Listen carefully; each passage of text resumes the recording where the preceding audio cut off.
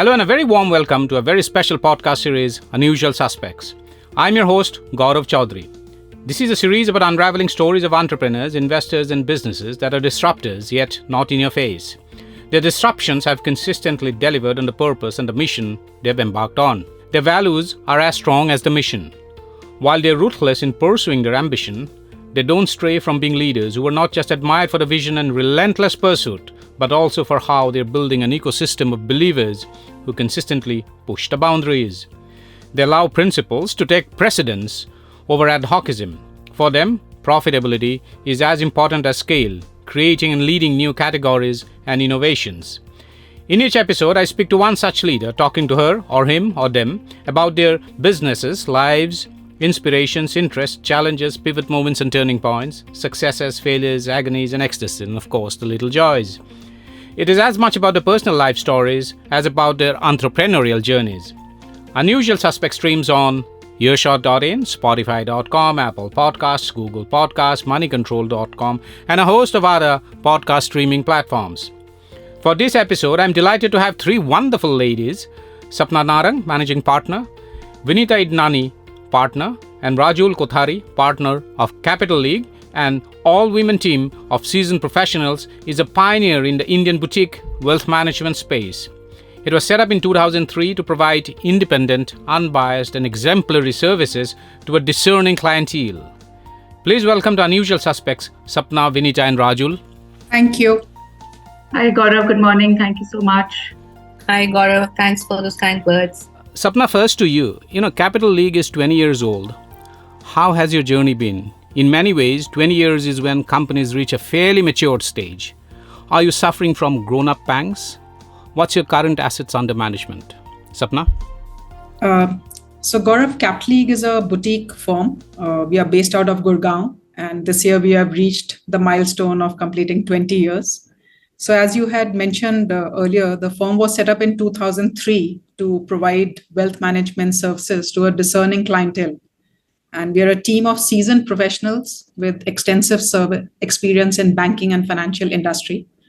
And during the last 20 years, we've grown manyfold, both as a team and as a business. This milestone does indicate a certain level of maturity and resilience in the company's journey. Over the last 2 decades, we've built a strong foundation in wealth management industry. We've established a reputation for providing quality financial advisory services, personalized investment strategies, and tailored solutions for our client families. We've developed expertise in managing portfolios, navigating market fluctuations, and staying updated with changing regulations and investment needs.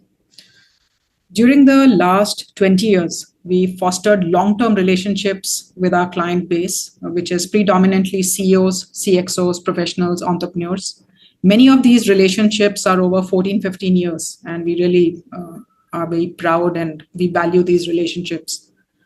Over the years, client expectations have, of course, changed. Clients now seek a more holistic approach to wealth management, including financial planning, estate planning, tax optimization, and impact investing. So we've been adapting ourselves to these evolving client needs to remain relevant and effective. During our growth, it's been very important for us to build and constantly upgrade robust systems and processes. We've invested in digital tools, online platforms, data analytics to ensure appropriate client experience, streamlined processes, improved operational efficiency. Coming to the regulatory environment, in financial services, there have been several changes over the last 2 decades. Hence, compliance with regulations, staying abreast of new laws, and adapting business practices accordingly have been crucial to mitigating regulatory risks. And now that we've completed 20 years, and as you mentioned, we are entering the so-called matured stage, we face certain challenges commonly associated with growth, which can be referred, as you said, grown-up pangs. With wealth management industry becoming increasingly competitive, we do need to continually differentiate ourselves and stay ahead of competitors. This involves leveraging technology, offering innovative services, providing highly customized, unique value propositions for our clients. Today, we manage over 2,000 crores, and to a significant achievement for Capital League has been that we have continually been growing at a very high rate of growth over the last 2 decades, and we continue to strive to remain relevant for our client families. And it is our purpose to help our client families maximize the full potential of their wealth. Thanks, Sapna. Vinita, Capital League describes itself as the trusted family CFO to successful families, enabling them to realize the full potential of their wealth. Explain it to me. What does this entail? Why do successful families need a family CFO? Well, Gaurav, just as any successful business, be it big or small, requires a capable and competent CFO, a family unit also needs a good, reliable, trustworthy family CFO. Over the years, we've seen that successful families find it counterproductive to individually deal with multiple people or organizations like investment advisors, tax consultants, insurance agents, stockbrokers, lawyers, and so on to manage their personal wealth. They are increasingly recognizing the value of a family CFO who understands the family and its unique needs, because each family has its own unique needs and circumstances. And the family CFO can be an experienced guide as well as a financial coordinator to them. At Caply, a large number of families that we cater to have portfolios in the INR 10 to 60, 70 crore segment. And as a family CFO, we function as a one-stop shop for such families. We provide the family with client-centric, holistic, and non-conflicted advice. We undertake ongoing risk management, keep track of the consolidated reporting and administration of assets, also track some of the investments done by other wealth managers or done by themselves over the years. So, in short, we provide them with a big picture view of their entire wealth or their financial assets, which is of great value and brings in a deep sense of comfort and security to them. And whether it's products or services, we have access to the best in the market. We have the entire bouquet of products that includes mutual funds, PMS, AIF, private equity, etc. In addition to corporate fixed deposits, tax-free bonds, insurance, and pension products. We evaluate what will work best in each client's unique context and help them select those products. And our offering is not just limited to financial products. We have third-party tie-ups with lawyers and estate planning firms for, let's say, setting up a will or a trust, chartered accountants for tax-related service. We also facilitate with various miscellaneous services like getting the most competitive home loan or setting up of demat accounts, or sometimes something as basic as applying for a PAN card. And like I said before, for all these services, we do the full ground research and select and present the best options to our clients.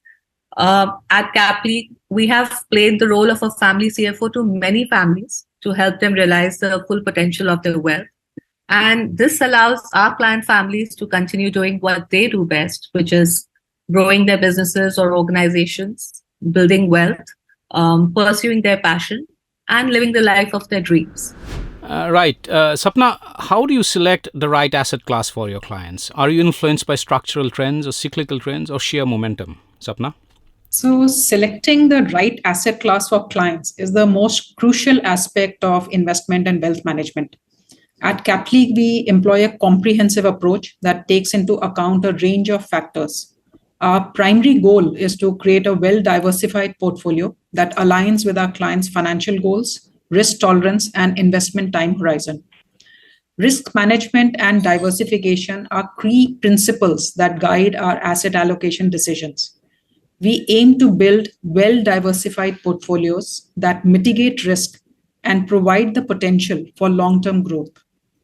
By diversifying across asset classes, geographical regions, and sectors, we try to reduce the impact of individual asset class performance on the overall portfolio.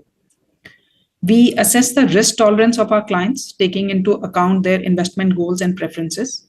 Based on this evaluation, we allocate assets that align with their risk profile, ensuring that the portfolio is suitable for their individual needs and objectives. Now, structural trends refer to long-term shifts in the economy, demographics, technology, and global landscape. So these trends have the potential to significantly impact asset classes over extended periods. At Cap League, we analyze and evaluate structural trends to identify asset classes that are likely to benefit from these long-term shifts. These form the basis of product fund manager selection that have the potential for long-term growth and provide clients with exposure to these areas. In addition to risk tolerance, structural trends contribute to arriving at strategic asset allocation. Cyclical trends refer to shorter term economic cycles that influence specific industries or sectors. These trends are often driven by factors such as interest rates, inflation, business cycles, and government policies. We take cyclical trends into account to add a tactical allocation to client portfolios. For example, adding value funds if they are likely to perform well during a particular phase of the economic cycle. Or for instance, in certain periods of economic expansion, there could be sectors such as consumer discretionary, technology, or industrials that may exhibit strong performance. So we will choose products which may have more exposure to these sectors. Now, momentum refers to the short-term price trends exhibited by asset classes. While momentum can provide insights into market sentiment and performance of specific assets in the short term, we don't give too much credence to these because short-term trends may not necessarily reflect the underlying fundamentals of an asset. So basically, selecting the right asset class for clients involves a comprehensive analysis of their risk tolerance, risk management, diversification, keeping in mind structural trends, cyclical trend, and to a small extent, the momentum. So we believe that a combination of these factors provide a well-rounded approach to asset allocation. So by staying informed, conducting thorough research, and continuously monitoring the market, talking to fund managers, industry experts, and so on and so forth, we are able to provide our clients with tailored investment solutions that align with their financial goals and risk tolerance. Vinita, the biggest risk for any investor over their lifetime is not the risk of losing their capital, but the risk of outliving it. How do you manage this for your clients, Vinita? That's very true, Gaurav. So at Cap League, capital preservation does not mean protecting the original value of the investment portfolio. It means preserving the purchasing power of that portfolio over the lifespan of the client. We understand that inflation is the most ignored risk, and hence we believe in the importance of preserving the purchasing power of a portfolio rather than preserving capital. So to answer your question, an individual would require a very robust retirement plan, keeping in mind longer lifespans with advancement in medical science and the probability of muted returns on various asset classes. So our retirement planning is very, very comprehensive. Just to quickly take you through the process, to begin with, for every client, we collect information with respect to personal details of their physical and financial assets, their cash flows, both income and expenditure, both in the present context as well as factoring in future requirements. And all this information, along with an assumption of inflation and expected rate of returns, is plugged into our software to calculate the required retirement corpus. Based on the current financial situation of the client, we suggest what is needed in terms of annual or monthly savings and investments to build the required corpus.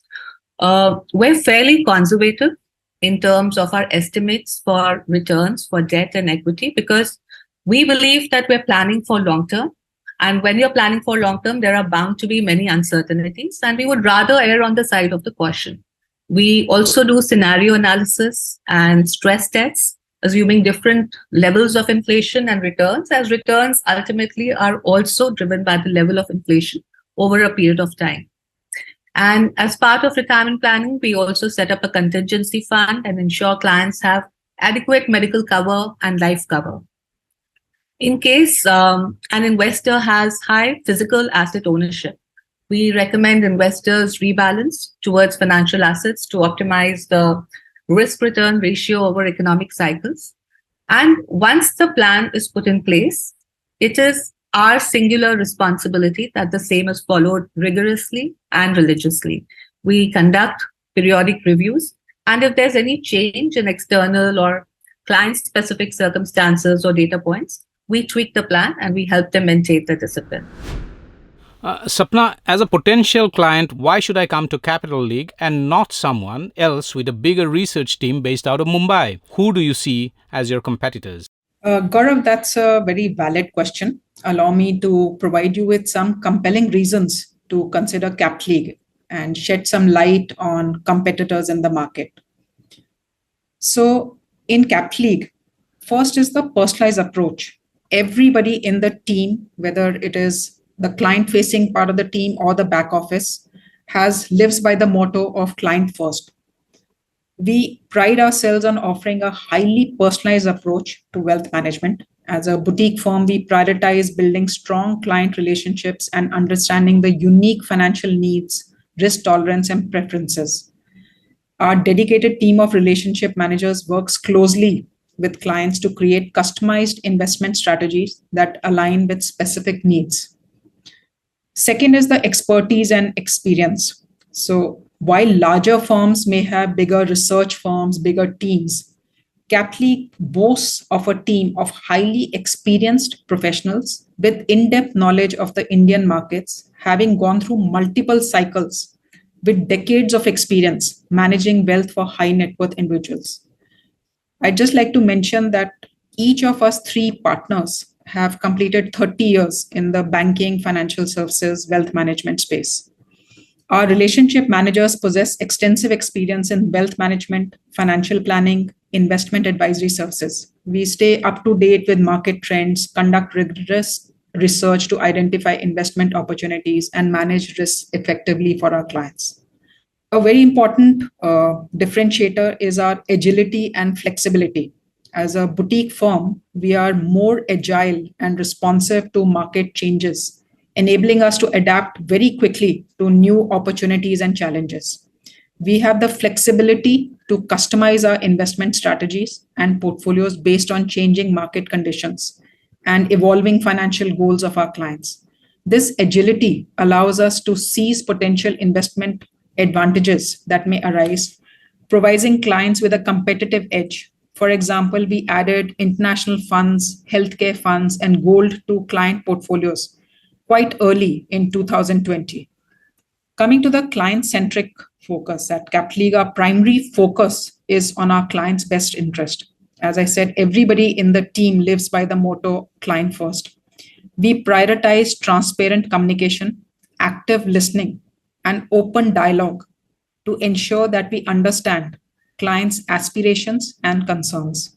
Our objective is to offer unbiased advice. We pride ourselves on being an independent boutique firm, and our advice is free from any conflicts of interest, ensuring that our clients' financial well-being is at the forefront of all our decision-making processes. The fifth point is the holistic financial solution that we offer. So we take an approach recognizing that our clients' financial goals encompass more than just investments. Capleague offers comprehensive financial planning services that include retirement planning, tax optimization, estate planning, risk management. We strive to provide comprehensive suite of services to address various needs. Coming to competitors, see in the wealth management space or the investment space, there are several categories of firms. You have large institutions, NBFCs, private banks, and so on and so forth. So they may have large research teams, they may have broader market coverage, or offer a more wider range of resources. So these firms may appeal to a certain set of clientele, but these firms, as per us, lack the agility and the flexibility and the level of personalization that Capleague offers its clients. There are also certain mid-sized firms that may offer specific niche areas of focus or cater to specific client segments, but we would probably score higher over them when it comes to our service levels. And also, we are highly recognized in the industry for our ethical standards. Over the years, we have been able to gain trust and loyalty of our clients. And as I said, some of our relationships are more than 15, 16 years old. So while competitors exist in every industry, Capleague differentiates itself through its client-centric approach, high level of personalization, experienced professional team, agility, and comprehensive financial solutions. Our clients trust us for our unbiased advice and appreciate our prompt and efficient levels of service. It is by design that our client to advisor ratio is less than half of large service providers, enabling us to provide high level of attention to each client family. And as I had mentioned earlier, it is our purpose to help our clients maximize the full potential of their wealth. All of this put together, I feel, differentiates Capleague and gives our client a higher level of service and client-centric approach than they would find from others in the industry. Thanks, Sapna. Thanks for that perspective on the kind of work that Capital League is doing and how and what are the key differentiators. Rajul, what's your outlook on the global economy? Do you think interest rates are expected to peak in 2023 globally? What's your view on the global recession risk, Rajul? Hi, Gaurav. So, as we all know, the global economy has faced significant back-to-back challenges in the last 3 years, like the COVID pandemic and the Russia-Ukraine crisis, which has caused disruptions to global trade, supply chains, economic activity all over the world. And in response, governments and central banks around the world implemented unprecedented loose monetary policy, and they gave fiscal stimulus measures with a huge balance sheet expansion by central banks, which actually led to an unprecedented jump in inflation in the developed world. And as inflation shot to 40-year high levels ranging from 10 to 13% actually in the US and Europe, central banks consequently were forced to use interest rates as a tool to curtail inflation and cool down economic activity. So interest rate hikes became the fulcrum, or rather the nerve center, especially in the US, which led to unwarranted crises at multiple levels throughout the world. And so the Fed has increased interest rates, as you know, by nearly 500 basis points to 5.25% in the last year, which has been the fastest ever in history. And this vertical rise in interest rates led to stock valuations coming off significantly in the global markets. So, however, in spite of interest rates quoting at historical high levels in the US, labor markets continue to be tight. And even now, the unemployment at 3.4% remains close to historically low levels. And recent data showed that wage inflation is also still high at around 4.4%. But with base effect coming into play and a fall in commodity prices across the board, though inflation has come down from the highs of 9-10% to 4-5% now, it still remains more than twice the Fed target of 2%. And it is widely expected that further rate hikes are over as far as the US is concerned. Also, the recent banking crisis we all witnessed at the Silicon Valley Bank and other regional banks in the US and Credit Suisse in the Euro region has led to overall very, very tight liquidity conditions. And I think that more than the any further hike in interest rates would have done, this tightness in credit shall have a multiplier effect on slowing down the economy and actually should act as a catalyst in ultimately taming inflation. So given what we know today, I can safely say that there is no doubt that interest rates will peak in 2023 throughout the world. However, how long will they stay high and when will the Fed pivot is something which I think even the Fed does not know today. And their action in future, like they say, will be data dependent. However, we must also understand that there is an additional dimension to inflation, and that is the expectation of inflation. And hence, it is Fed's job to keep the markets guessing and keep on indicating a tight or prolonged interest rate scenario so that they are able to rein in inflationary expectations. I mean, that's very important. Also, the other components which are responsible for inflation are price movements in crude oil, agri, and other commodities. And there again, many factors are at play, like how the demand from China pans out, which is like a huge guzzler of all these commodities and oil, etc. and what turn the Russia-Ukraine crisis takes going forward, or how the OPEC reacts in terms of production cuts and so on. So, I mean, there are various facets to it. And it is widely expected that as a result of high interest rates and tight credit, the US economy, to answer your question, will go into recession. I mean, that is widely expected.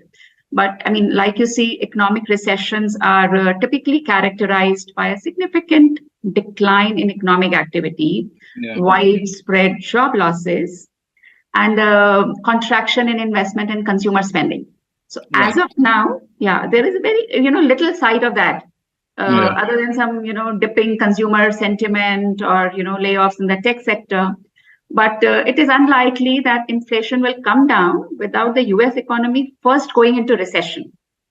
I believe, that the only ponderable is whether it will be a hard landing or they will somehow, manage a soft one. So I think the house is divided over that.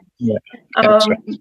And, one should note that, global economy is highly interconnected, and a recession in one country or region can have multiple effects across the world. So yes, global headwinds remain, and hopefully, according to me, by the end of 2023 or latest by, first or second quarter of 24, things should settle down, and Fed may actually look at easing rates, because at that point of time, their concern may be, to prevent inflation into kind of, prevent recession into kind of getting deeper. All right. And what's your outlook, Rajul, on the prospects of the Indian economy? Okay, well, that's going to be a long one. The Indian economy has witnessed a significant transformation over the years, emerging as one of the world's fastest growing economies. Now, as we all know, we are the fifth largest in the world. But in the recent context, India's economic growth has been resilient, despite the challenges posed by the COVID-19 pandemic and the Russia-Ukraine crisis. So after experiencing a contraction in 2020, the Indian economy has rebounded fairly strongly since then. And, so far, given the global situation I just talked about, India has weathered the storm pretty well. So during COVID, unlike in developed countries, the Indian government refrained from giving us demand side stimulus, that is printing money and putting it in the pockets of people. The government did, in terms of its policy response, give free ration to 80 crore people, and they supported mid, small and micro companies by, providing lines of credit and backstopping their loans with various banks. And that was actually, quite instrumental. So the government also, utilized the opportunity of crisis. I mean, as they say, no crisis should go waste. So they expanded their fiscal deficit and spent it on capital expenditure to help create jobs, and that had a multiplier effect on the economy. But since the disruption was so high, India did, or rather is still having a K-shaped recovery. So what it means is that, the one part of the economy has done well and the other part of the economy has suffered. So in case of companies, post demonetization, post GST and post COVID, the organized sector has gained at the cost of the unorganized sector. And that has resulted in uneven recovery.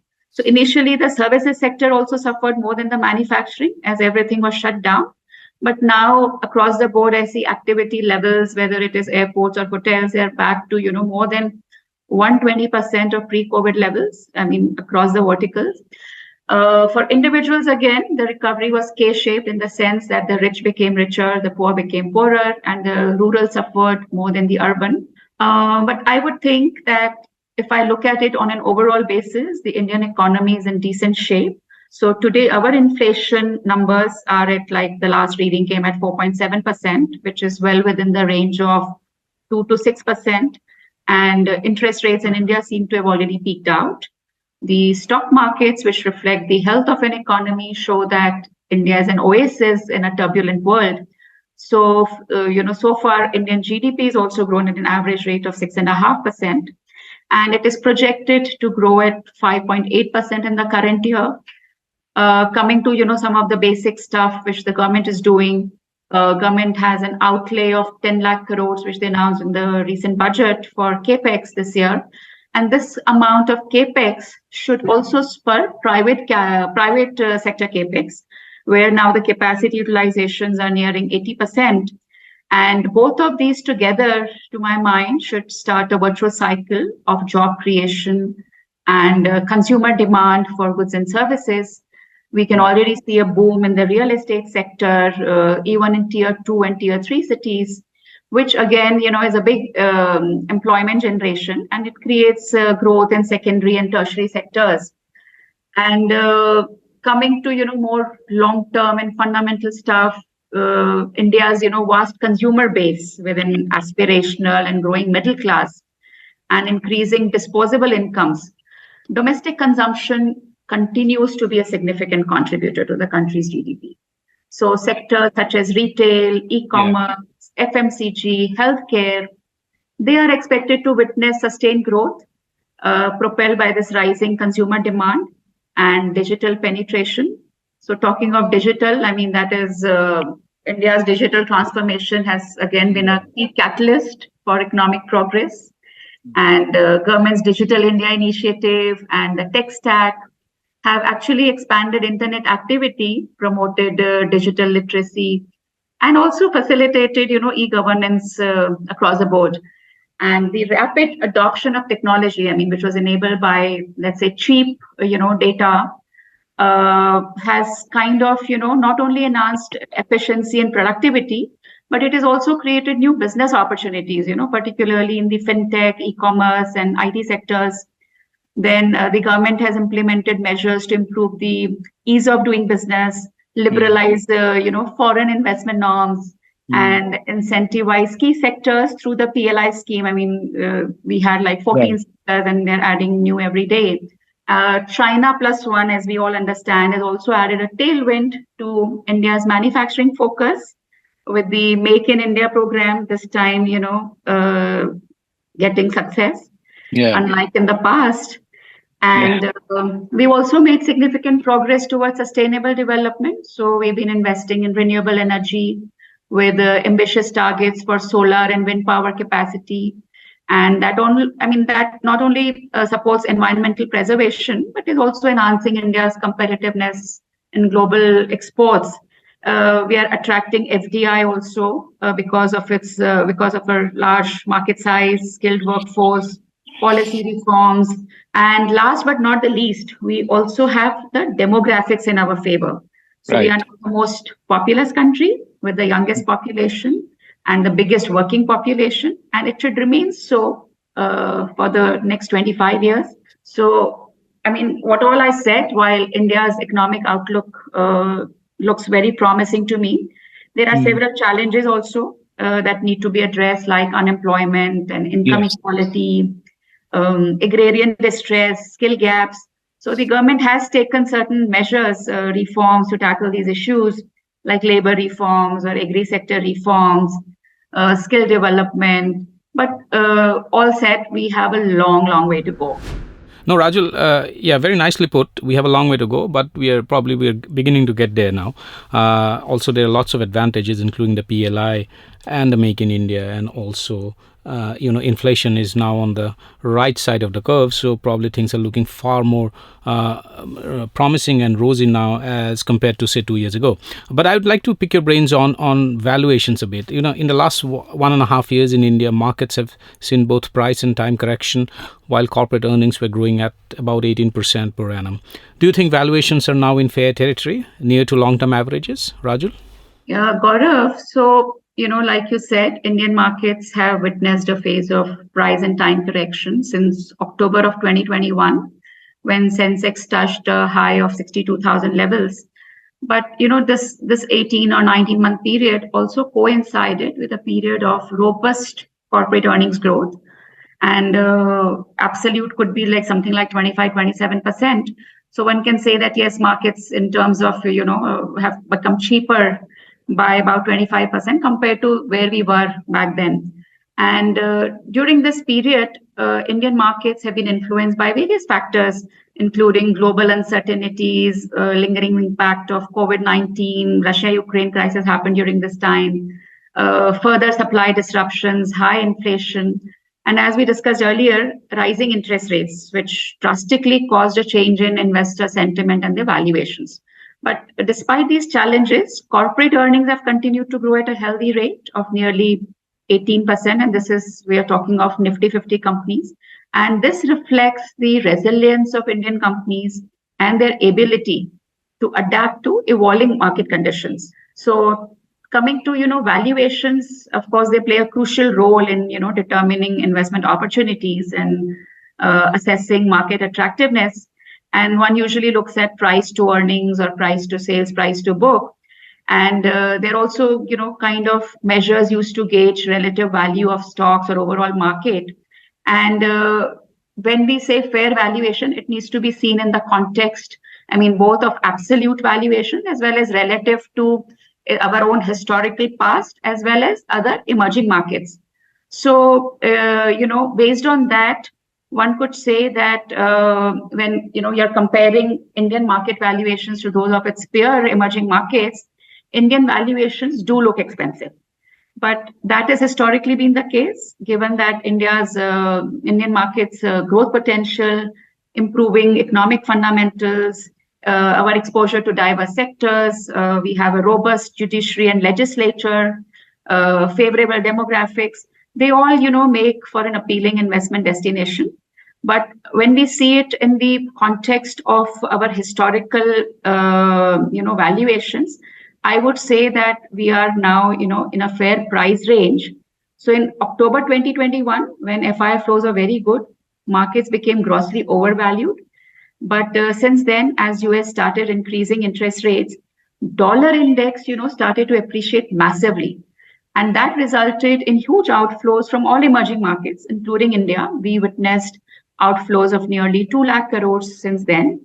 And most recently now, the dollar index in the last couple of months has slid from a high of nearly 115 levels to near 100. And as a result, rupee seems to have stabilized at 82, 83 levels. FIIs seem to be coming back gradually. And we have seen inflows of more than 15,000 crores in May only so far. So given India's resilience, decent corporate profitability, and peaking out of global interest rates, it is just a matter of time before, FII flows become more sustainable. So given the recent move from 59,000 levels to 62,000 levels, market is currently in fair territory, but it is not undervalued anymore. Okay. And, right. Given that Nifty earnings are expected to grow in the range of, 12 to 14% over FY24, markets seem fairly valued at a PE of, 16 to 18 times, depending on what level we are looking at. Yeah. And it is likely that, given the global headwinds, markets will remain range bound for the next 4 to 6 months till we have clarity on the US recession and the Fed pivot. These are two key things. Of course, in the very near term, the uncertainty of, over the approaching deadline to raise the US debt limit will keep the markets nervous. I think we'll keep seeing that. But, my advice would be that overall market valuations can only provide broad indications. But underneath, there are pockets of undervaluation and overvaluation. And we leave it to the expert fund managers to best build their portfolios, bearing in mind growth prospects and valuations, and of course, management quality of each and every company they invest in. But for our clients, a diversification and a long-term investment approach, coupled with, patience, which we all have been needing for the last 18 months, and fortitude, remain important strategies for for navigating the markets effectively. And as always, I would say that it is prudent for investors to consult their advisors to make, informed decisions. Yeah, thanks, Rajul. Vinita, final question to you. Simple one, but sometimes it can also turn a little complicated. What is your one big investment mantra, Vinita? The big investment mantra. So there are many, Gaurav, but the biggest to my mind would be following a disciplined asset allocation based on your risk tolerance and risk appetite. We strongly believe that asset allocation is a key to objective of long-term wealth creation. It entails investing in a mix of different asset classes like debt, equity, real estate, gold, etc., which makes it complementary to the concept of diversification. So as Sapna briefly touched on this earlier, Asset allocation stands 3 pillars or for any successful investment plan: risk tolerance, financial goals, and time horizon. Ability and willingness to lose some or all of your original investment in exchange for greater potential returns. You can determine your risk tolerance by undergoing a risk profile, which is a psychometric test that determines what level of loss you would be comfortable with in situations of extreme market volatility, and what should be your allocation in risk assets, let's say like equity. However, risk tolerance alone cannot determine your ideal asset allocation. So understanding and spelling out your goals and their time horizon are the other key determinants. You have to create a combination of assets that has the highest probability of meeting your goal at a level of risk that you can rate. And as you get closer to meeting your goal, you'll also need to adjust the mix of assets.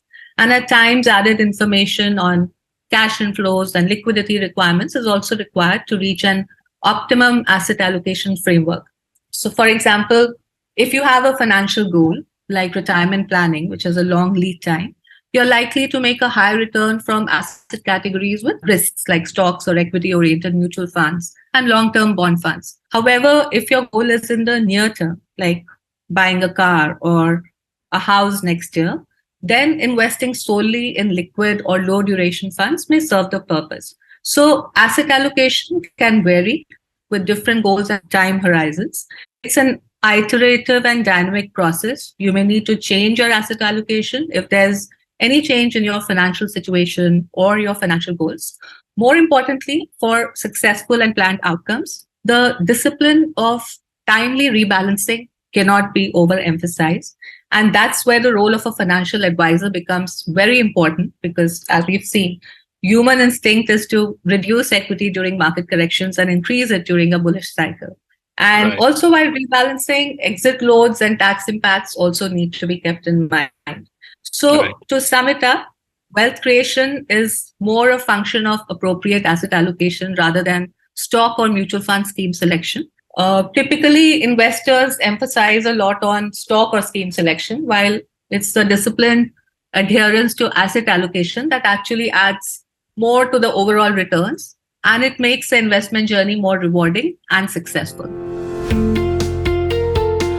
Thank you so much, Sapna, Vinita, and Rajul, for these deep insights and sharing a perspective on a variety of issues, on a range of topics and subjects and themes covering the prospects of the Indian economy, the global recession risks, as well as how investment should be planned and why it is important to take a very, very informed decision so far as investments are concerned, and why professionals like you, who bring in a lot of deep expertise and experience, are critical for the growth of the wealth management industry in India, which is getting more competitive, but is also maturing and evolving very, very rapidly, and also the kind of work that Capital League is offering to some of its clients. Some of its clients obviously are very long-standing, extending up to 15 years of relationship. Thank you so much for dropping by and taking part in Unusual Suspects and sharing your perspectives. Thanks a lot, Gaurav. Pleasure talking to you. Thank you. The opportunity. Bye. Have a good day. Bye. Have a good day.